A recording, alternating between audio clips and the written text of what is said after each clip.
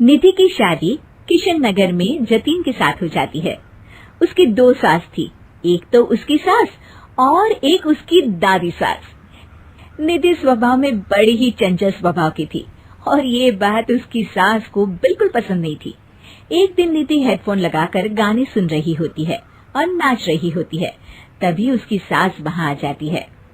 It's the time to disco, कौन मिले देख किसको, It's the time to disco।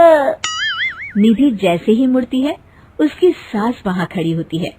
वो अपनी सास को देखकर नाचना बंद कर देती है। मम्मी जी, मैं ना बस थोड़ा। नहीं नहीं बहू, और नाचो, पूरे दिन रात एक कर दो प्रैक्टिस में। क्या है ना, तुम्हें तो डांस इंडिया डांस में जाना है ना। Dance India dance? नहीं नहीं मम्मी जी, वो तो मैं बस ऐसे ही। हाँ हाँ पता है, तुम ऐसे ही ठुमके मार रही हो, नाश्ता तो बना नहीं है अब तक। ओह, बस मम्मी जी मैं जा ही रही थी बनाने। तभी वहाँ निधि की दादी सास आ जाती है। अरे बहू, जरा मेरे कमरे में तो चल, तेरा चश्मा नहीं मिल रहा है।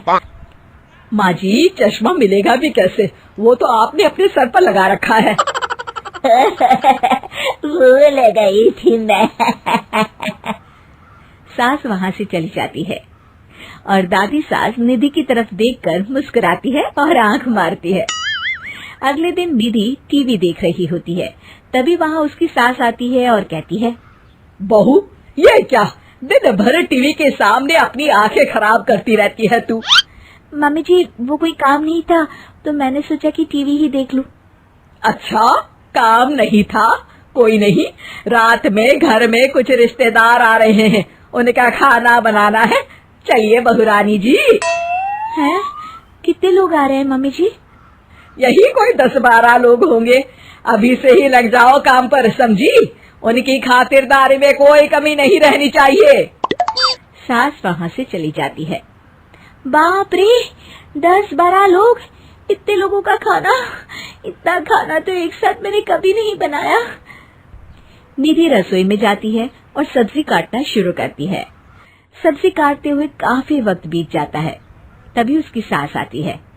ये क्या, अभी तक सब्जी ही काट रही है? अरे अभी तक तो सब्जी बन भी जानी चाहिए थी। जल्दी जल्दी हाथ चलाओ बहू, मैं जरा मार्केट जा रही हूँ। सास चली जाती है। इतना सारा काम है और खुद अकेले ही करना पड़ रहा है मुझे। निधि सब्जी काटने के बाद आटा गूंदना शुरू करती है, तो देखती है कि आटा खत्म हो गया है। आटे के पैकेट ऊपर वाले स्लैब में रखे हैं। ओफो, एक काम और बढ़ गया। निधि आटा निकालने के लिए स्टूल पर चढ़ती है और पैकेट उतारने लगती है, तभी उसका बैलेंस बिगड़ता है और सारा आटा उसके ऊपर गिरता है। हे भगवान, मर गई रे, ये तो सारा आटा ही गिर गया। अब क्या करूं? आज तो सासू माँ से बहुत डांट पड़ेगी।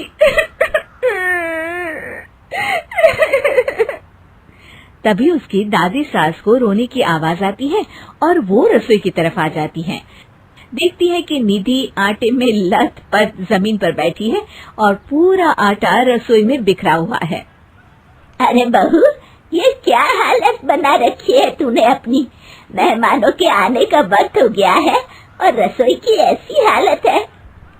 दादी सासू माँ, आज तो मुझे मम्मी जी घर से ही निकाल देंगे।